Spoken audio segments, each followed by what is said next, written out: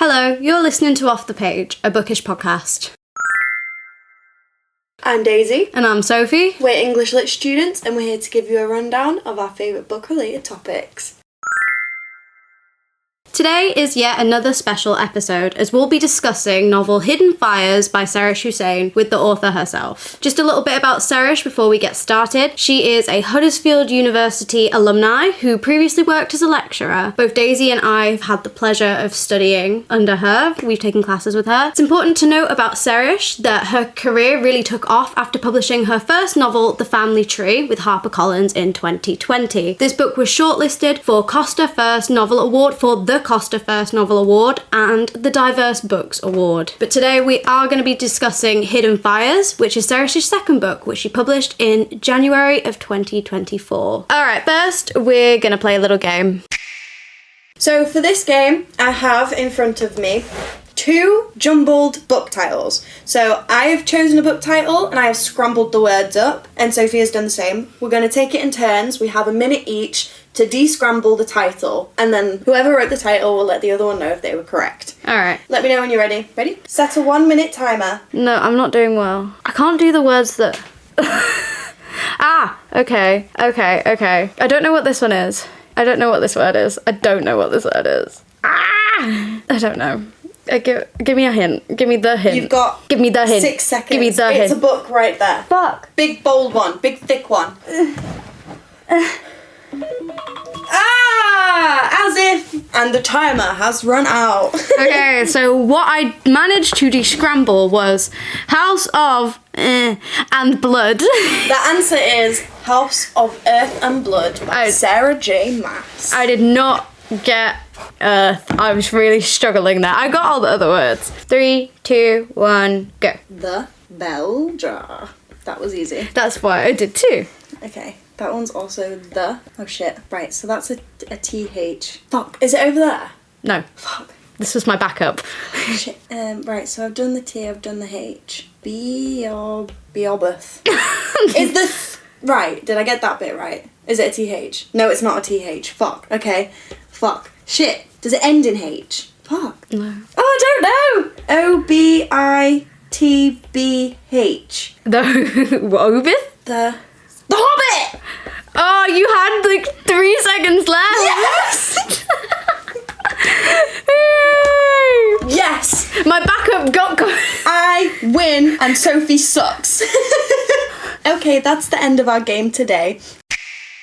I'm going to read you a short blurb of Hidden Fires, Sairish's story that is defined by Google as a coming-of-age story. How can you live in the present when you're trying to bury the past? A multi-generational family story which deftly weaves in the tragic events of partition and the Grenfell Tower fire. This is a sweeping tale of resilience. Yusuf wakes up in the middle of the night to pray. His routine is always the same, but something tells him that tonight is different. Yellow flames blur Yusuf's vision, and the laughter of a small child echoes in his ears. But this time, the red smoke-filled skies aren't just in his memory. Miles away, Ruby is also awake. On the television, she watches reports of a devastating fire in London. She's already anxious when her parents send her to stay with her grandpa Yusuf, whose conservative house rules are almost as unbearable as the loneliness she feels at home. Yusuf's lifestyle does not gel with Ruby's, and when she finds him scared and confused one night, it becomes clear that there's more to her grandfather than Ruby ever considered. Now that we know a little bit more about Hidden Fires, let's get into this interview and give Sairish a phone call.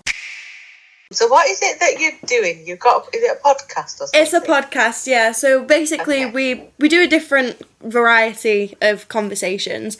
So far we've discussed a few different books, and then last week we actually had an interview with a different author who was a self-publisher. So that episode kind of focused more on like her process of writing the book and self-publishing. And then obviously today we're going to do a similar thing with you, but talk more about your writing process and your publishing process, stuff like that. Yeah. Creative decisions, if that's okay. I've got 15 questions. You don't have to answer all of them if you don't want to. It's just filling to make it so long enough.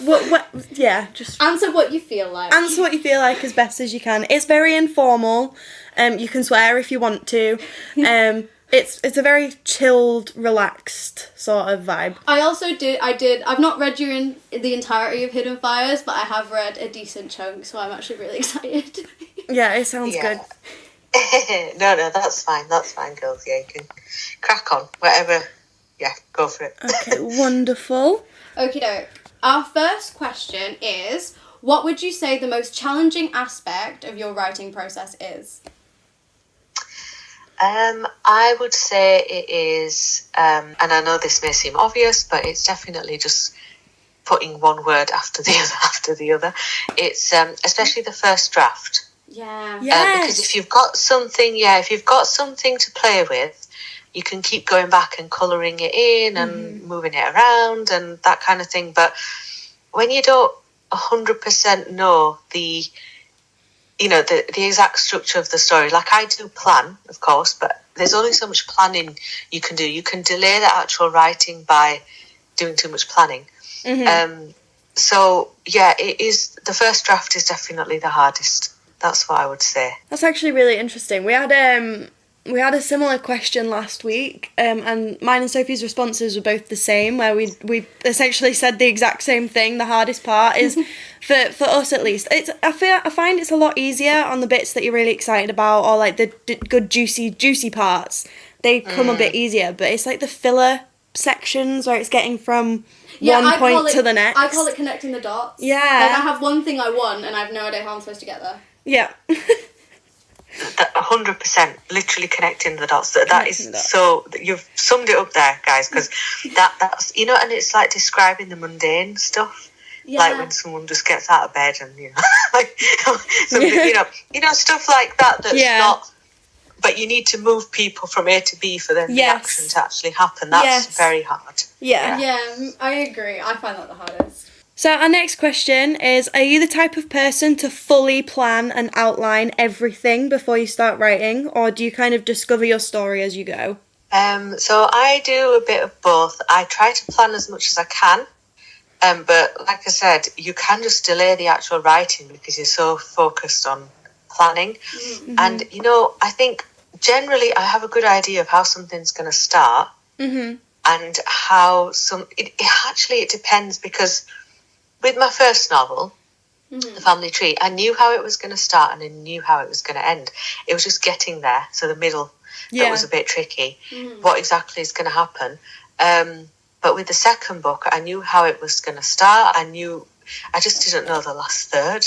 And especially the ending. I was like, well, I still, I've nearly written this whole book and it's almost ready to be sent off to be printed, but I just don't know how it's going to end. And I don't think you fully know until you really, because, something can sound and feel amazing when you're planning and bullet pointing, but when you're actually in the throes of it and you're writing, a major plot hole will just reveal itself to you, or,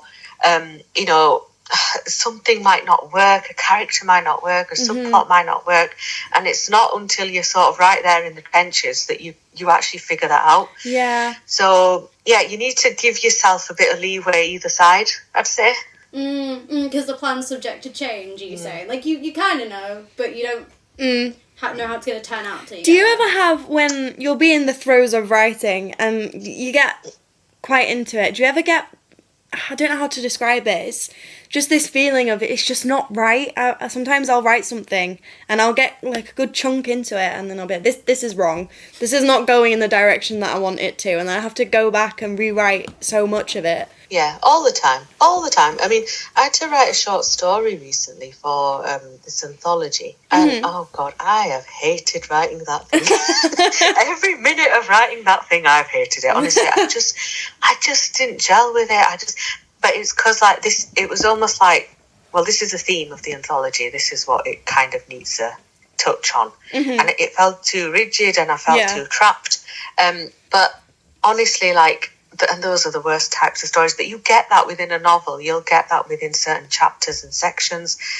It's just not working for you. And the best thing to do is to just move away from it. Like, just put it away. Don't look at it for as long as possible. And then go back, because you can't trust yourself, really, when you're too close to something. Yeah. And the other option is to give it to somebody trusted who can offer you advice. Sometimes that's why, it does take a whole village, really, to get...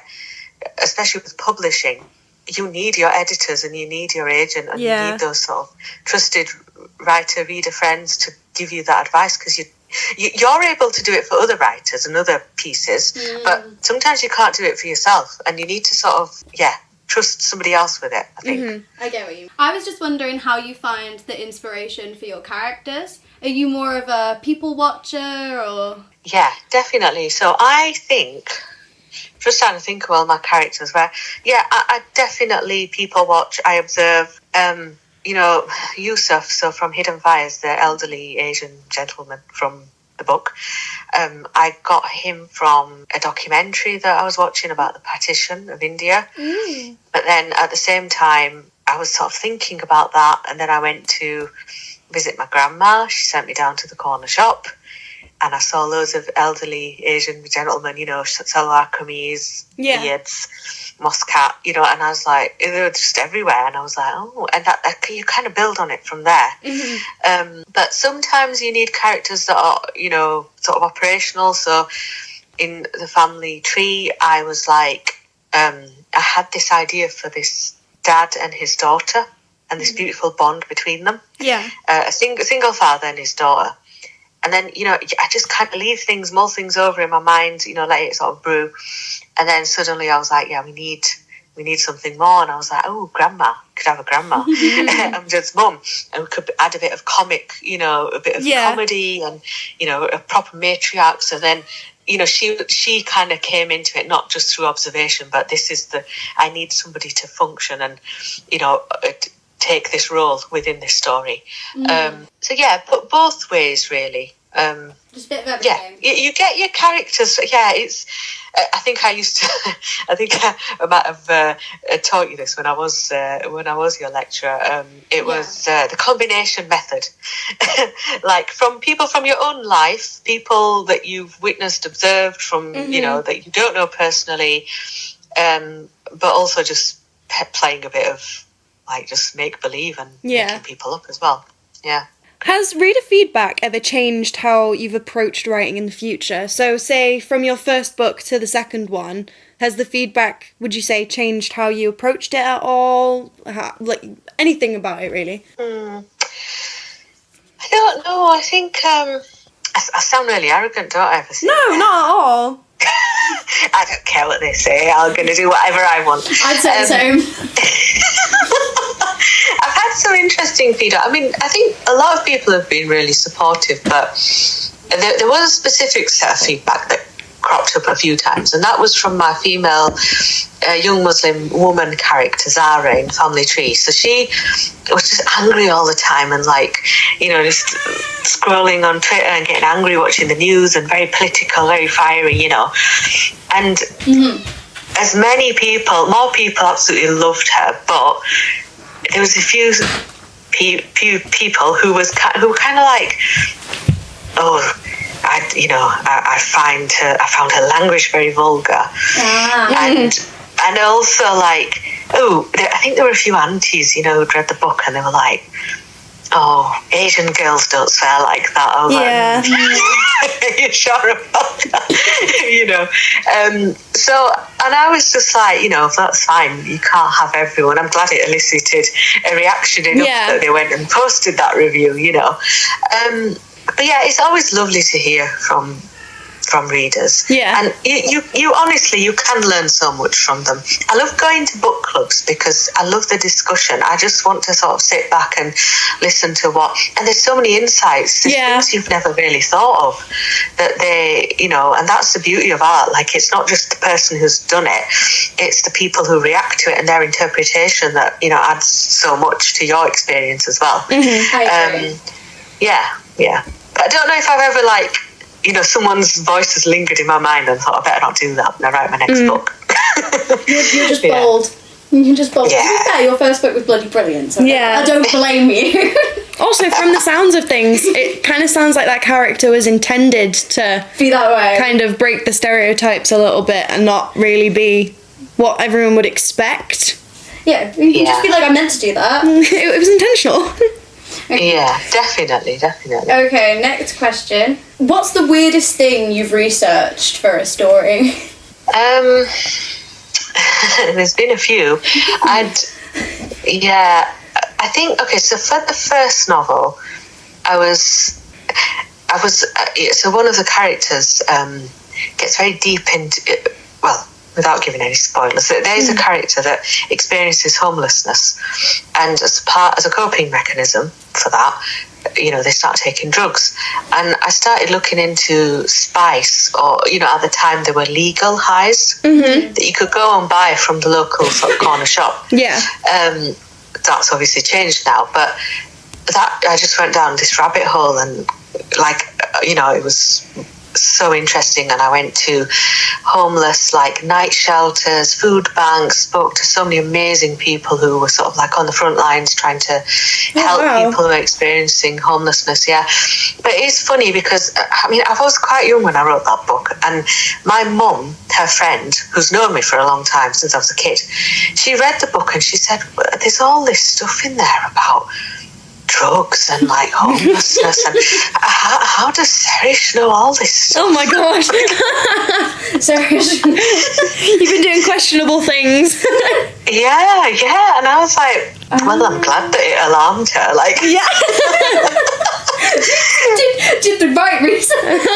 Yeah, that got the right reaction. But yeah, clearly it felt authentic to her, which is what I wanted. Yeah. Because she was like, well, I know you, and you shouldn't know all these things, but you do. And how do you know these things? But I guess that was because my research was good. That's great. So, it shows the value of researching before you start writing. Well, research done right. True. Our next question is, was there a specific event that inspired the plot of Hidden Fires? Yeah, so it was, it was the summer of 2017. And I'd met my publisher at Bradford Literature Festival. They wanted me to go down to London. So I did, and it was a really exciting time for me. But the Grenfell Tower fire had happened a few weeks ago. Yeah. It was very sombre in the capital. It felt like everyone was kind of grieving. Yeah. And I met with my publisher, and I was there to talk about my debut, obviously, The Family Tree. Yeah. But I got there, and all they could ask me was if I was writing a second book. So I was a bit panicky. I was like, no. I haven't even thought about that, but okay. So they asked me this, so spent a few sleepless nights throughout that summer, thinking, what should I do? What can I write about? It also happened to be the 70th anniversary of the partition of India. So both these things combined, Grenfell Tower fire, I started watching all these documentaries about India, Pakistan, what happened, and it kind of all just came together. I just had this vision of two characters waking up during Ramadan, middle of the night, switching on the telly and seeing the tower burning, and then sort of, both of them coming together. So in this case, it's the grandfather, Yusuf, and his granddaughter, Ruby, and sort of spending that summer together. And, at that time, there's loads of things coming on the telly about the partition, and Yusuf he's 80 years old, so he will have been 10 when partition happened. And he's having these flashbacks. He starts having these flashbacks of things that he witnessed at the time. That was what was happening at the time when I was thinking about what should I write about. And I'd always wanted to write a partition novel because it felt like it's something that's always interested me, and it just worked beautifully because I thought I don't really want to write a historical novel where I'm writing something where it's based in 1947 in India. Yeah. I wanted to set it here in the here and the now in England, where I'm from. So because I wanted to sort of explore the legacy and what it means and why should we remember it and blah-de-da. Yeah. It's our, shared history. That's sort of where that all came from. Ooh. Yeah. Some powerful inspiration. Rich history. Rich history. Rich history. Yeah. Yeah. This should be a fun one. If you were to introduce both of your characters, Yusuf and Ruby, as if they were a real friend of yours, what would you say about them? Oh gosh, so Ruby, oh god. So be careful of that one. She'll force you to listen to Prince and she's just completely bonkers. But you know, actually, yeah, she's sort of like all in her own little world. She's got 5 followers on YouTube. Yeah, that's us. And she creates content. She's very dedicated with her content creation there. And yeah, she loves listening to the music of dead rock stars. She does makeup tutorials. She dresses up as Adamant for the fun of it. So yeah, you're going to have a good time with her. But she's also quite vulnerable. So, you know, be careful around her. Be mindful. Be empathetic. Be gentle. About Ruby. Yeah, definitely. And Yusuf, I'd just say, like, just make him a cup of tea. Yeah, he does like tea. Put on the Pakistani news channel, and you know, you can sit in silence, but it'll be like, I don't know, there'll be a lot of love in the room, but not much talking. He's very closed off. Typical granddad. Typical grandpa. Yeah, I thought he was really, really sweet. The scene that I was reading about, he was with his friend, I can't remember his friend's name, and they sort of just sat in there and drank tea in silence, and it was really companionship. It's cute. Yeah, literally. So, referencing the beginning of the novel, how would you describe each character's relationship with Islam and how that develops? So again, because there's such a fascination, obviously, and there has been for a long time with, you know, these Islam and these Muslims and their weird ways and what are they doing and all this. You know, I just wanted to sort of depict, like, obviously Yusuf's elderly. He finds a lot of solace in his prayer, his community at the mosque. Mm-hmm. You know, it's very much, it's a part of him, but, like, let's not just focus on that. Let's not just get a big microscope, like you know, to focus. You know, that's him. It's part of him, and he finds comfort and you know, in that space. Whereas I think with Ruby's obviously biracial. Mm-hmm. She's, you know, but again, she's got a lot of turmoil. There's a lot of things that she's, you know, typical teenager. She's going through it, right?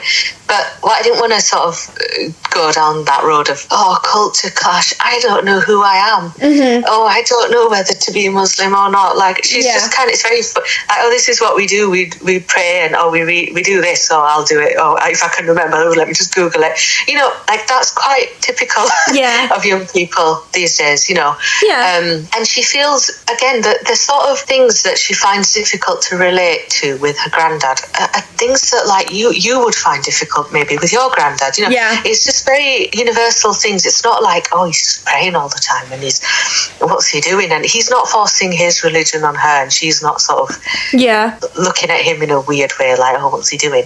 It's just kind of, it just is normalizing. And I think that's what I wanted to sort of capture, like, just a really realistic experience, not what someone would think it is. What it is for. It's not defending anything, not trying to push anything, it's literally just real people, real lives, real religion. You'd meet these people. I liked it. When I was reading Ruby, that really came. I think she's a proper teenager.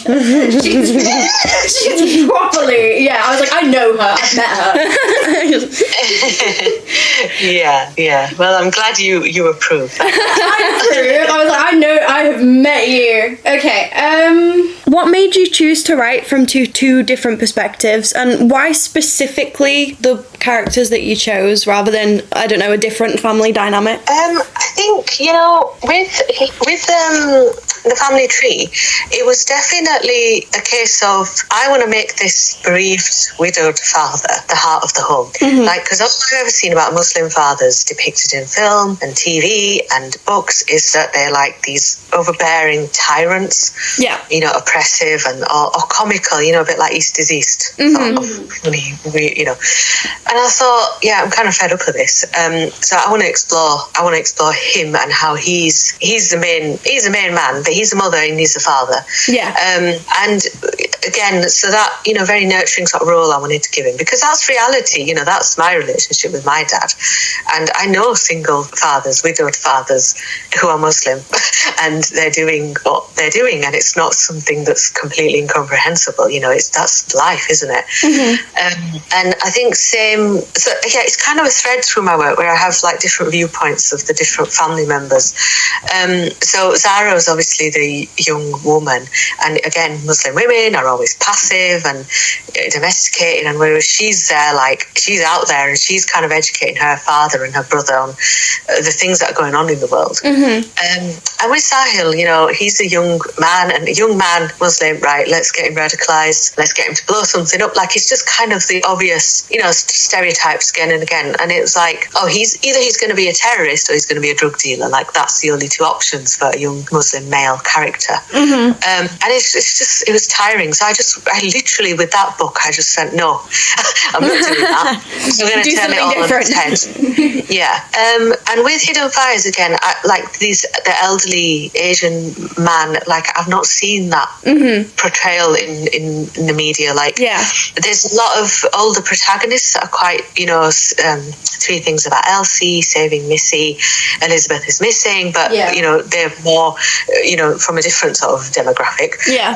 So I wanted to focus on Yusuf, and then Ruby, like, they're just like chalk and cheese, really.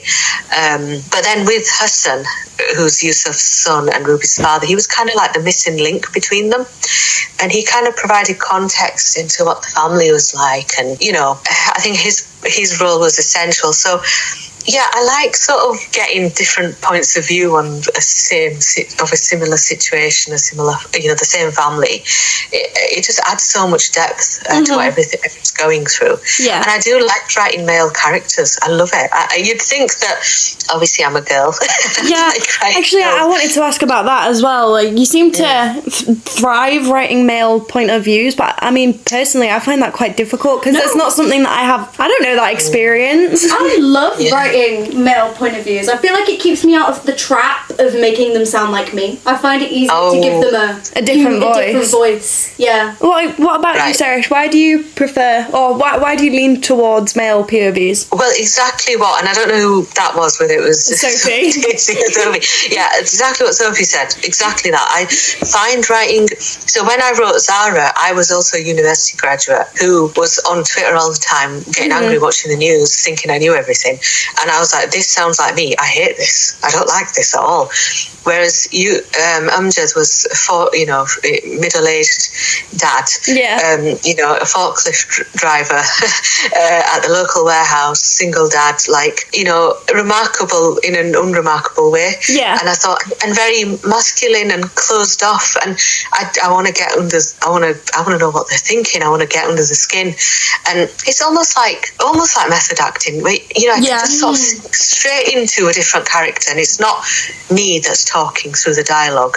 Because I struggled a bit with Ruby as well, because I like to say I'm closer in age to 16-year-old Ruby than I am to 80-year-old Yusuf. So, you know, like, Yusuf was just amazing because he's so stoic and, you know, stiff upper lip, right? Close. Well, like, what is he thinking? What is he feeling? It's fun. How does he? Yeah, it's so much fun, and I absolutely. That's my the more different a character is to me, the better, I think. I agree. I'm a similar way. The next one is about your publishing experience. So, what was the process of finding an agent or publisher? So my process was quite different in the sense that I was kind of gearing myself up for years of rejection. Ooh. You know, approaching an agent, trying to find a publisher, you know, the whole. I actually went to Bradford Literature Festival and I met my publisher there. Which, again, I always say, you know, guys, put yourself out of your comfort zone. Just get out into the real world and go for it, because you just never know who you're going to meet, what conversations you're going to have, and where it's going to lead. So I met, there was a panel, how to get published. I was there. Lisa Milton from HarperCollins, she was there, and I spoke to her at the end. A few people did, and she seemed quite interested in my work. And then I sent her my work, which was quite a big deal because she's very high up in publishing. And I expected an email. I expected an email back a few months later saying, "Oh, thank you for sending," but you know. And instead, I got an email 2 weeks later saying she absolutely loved it and she wanted to be. Oh, that's amazing. Was she the first agent you sent your novel to? Well, this is the thing. She wasn't an agent. She was the actual publisher. So she you passed the whole thing. Wow. I just passed the whole thing, literally. Wow. She has launched an imprint called HQ at HarperCollins, and so she's like at the top of the pyramid. She's the That's person insane. Yeah, she's a person that the editors go into and pitch to, like at acquisitions meetings. That's crazy. And you just bypass the whole sort of process. Yeah. Well, if that isn't a testament to your writing, then I don't know what is. Well, thank you. Yeah, but what happened is then she helped me find an agent. But I will say she contacted 5 agents on my behalf and said, I want to publish this. Sairish needs representation. And I only met 2 out of the 3. So just because it was a guaranteed, like, I've got a publisher. 3 of those agents, for whatever reason, it just didn't. Either they had something similar, or they just didn't love it as much, or interesting.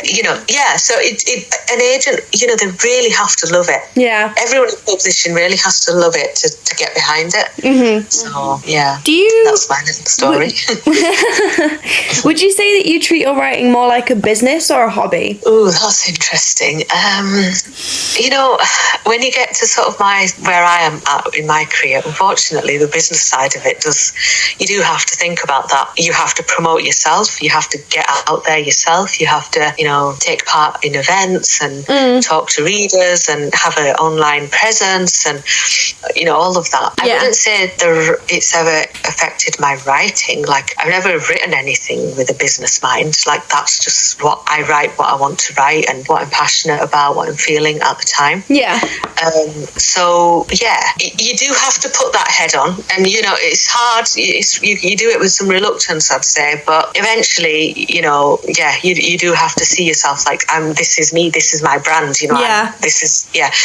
but I'm not going to go and start writing cozy crime just because that's what is hot at the moment in publishing. I'm still going to be writing literary fiction. That's what I love, even if it doesn't sell, But you got to write what you love. So not that much like a business, but enough. Enough business for it to work. Exactly. How long would you say it took from signing a deal to seeing your book on shelves?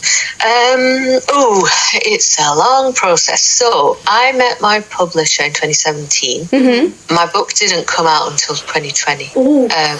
So I had quite a bit more editing to do because she loved it, but it was too long and it needed cutting down. And then I had edits from my editor, my agent, and then it was supposed to come out in 2019, but publishing conflicts, scheduling conflicts meant it was delayed. It came out in February 2020, so I didn't see it. And then, excellent timing, go me, because I did see it in the bookshop very briefly, but then all the bookshops closed down because of COVID. Yeah. That's shocking. So it's a long process, I mean, and like now, Hidden Fire's hardback came out in January 2024, and now there's a year-long gap until the paperback comes out. So it came out in January 2025, the paperback. So publishing timelines are long. Like, the whole process, it's not a sprint, it's a marathon. Like, it takes years of your life. Yeah. And you have to be in it for the long haul. I don't know if I would have expected that, especially the difference between the hardback and the paperback. It used to be 6 months, 6 to 8 months, and then it's like now it's a year in between, which that's a long time. I don't know if I quite understand it, but they must know what they're doing. Well, you'd hope. Whilst we're on the topic of your book being in shops and on shelves and all that sort of stuff, how would you personally define success for your published books? Or not even just for your books, just for success for yourself in general? What would that look like for you? That's such a good question. I mean, you see, this is the problem, because we're humans, we're greedy, right? So we want like more and more, and the goalposts change. So when I was starting out, I just wanted to get published. I didn't care how, I just wanted it published. Secretly, I think I'd hope one of the big 5 publishes it, but otherwise I wasn't bothered. I just wanted it out there. Yeah. Then it was like, right, it's out there now and it's on the shelves and it's amazing. That's it, done. But then it was like, oh, well, I want a review in The Guardian. Yeah. It's like, oh, well, I want to be put forward for this, for that. But you see, with The Family Tree, when it started getting shortlisted it was shortlisted for the Costa first novel, the Portico. But then the goalpost shifted massively, because it was like, I had never dreamed of that kind of success. So then, like with my second book, I was like, right, if it's not on a prize list, this ain't it. kind of thing, Oh God. But again, and that hasn't happened. But it's okay. Like really, and again, financially with writing, like if you want to get rich from writing, you're seriously barking up the wrong tree. Like it's just not going to happen. Most writers, we've all got day jobs, but you do it because you love it and because you're a bit mad, But I think really, success now really is just a reader sending you a message. Like I got such a lovely message, a really simple message the other day on Instagram saying, I loved reading The Family Tree. I still miss it sometimes. That's really sweet. Yeah, it really touched me. I thought, imagine like someone out there has read your words and your characters and your story and they miss it sometimes. It's like really connected with them. Yeah. That's so really sweet. Really, I think really when I really think about it, I'd say that's a success. Yeah, I was going to say, I think if I was in your shoes, I think that for me would be my moment of success. Well, you guys are really sweet, but I'd be like, I want to be J.K. Rowling. I'd be like, and give me money. Yeah, I mean, look, listen. I wouldn't say no to a bit of money. You like my book? You want to pay for me to write the next one? I'll take commissions. Yeah. Okay, we have one more question, which is, what advice would you give to any new writers who are aiming to get published? So, I would say that really ask yourself that, is this something that you love so much that even if people discourage you, you're still like, no, this is something I have to do. Because like I said, you have to be in it for the long haul. And, as the highs are absolutely as high as you can get, but then the lows is, bumps along the way and disappointment. Publishing at the end of the day, it is a business and you might not get from it exactly what you're sort of hoping and dreaming. But if it's something that you feel like I have to do and I'll be happy with, a reader reaching out with a simple message and that's just going to make my day, then go for it. And with your writing, I'd say write what you want to write and just be bold and be brave. I always say that because I think, I feel like, for example, from my background, growing up, reading books, stories, there wasn't many Pakistani or Asian or Muslim characters, people of colour. And when they were, I was always disappointed because it's like, oh, I've picked this book up. Or like, I'm watching this episode of EastEnders or something. And, oh, look, there's a Muslim character in this. Oh, here we go. Oh, they're forcing her into a marriage. Oh, God, the dad's awful. Oh, God, the guy's spending too much time at the mosque. And, oh, no, he's... Yeah, it's just showing all of the worst possible sides. And I feel like it's almost like a lot of young writers that I've met feel like, well, that's what I need to do to get into publishing. And it's like, no, you do not. Please write fantasy, write a rom-com, write a crime novel. Or you really have to believe in your own work and the value of what you've got to say and what you've got to contribute. Yeah, you have to really believe in your own work to convince other people. Especially. Well, I mean, there's so many reasons why that's important, because if you're not writing something that you love, why are you doing it? And two, it's never going to come out your best quality if you don't like doing it. 100%. Okay, that's all of the questions that we have for you today, Sairish. Well, can I just say that there were some brilliant questions. Oh, thank you. You've had better questions than some seasoned blooming. You asked some serious questions there that were really brilliant and really well researched. So well done, guys. Oh, thank you. Yeah, I've been interviewed on stage and just in book clubs or wherever, and it's very surface level. So you guys are doing a really great job. So well done. Oh, thank you. Thank you so much. Is there anything else that you would like to say or have on the podcast before we finish? I don't know. Just guys, everyone come and listen to this. this is where it's at. And just good luck with it. I'm excited to listen to your other episodes as well. And thank you. Thank you so much. I appreciate your help so much. It's been such a pleasure speaking to you. Oh, and you. All right, well, we'll leave that there for today. But thank you so Brilliant. much. And we'll let you know when it goes up. No worries. Thank you so much. Take care, girls. Bye-bye. Bye.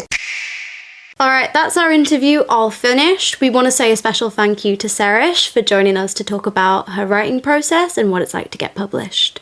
You've been listening to Off the Page, our bookish podcast. I'm Daisy. And I'm Sophie. We're English Lit students, and this has been Off the Page.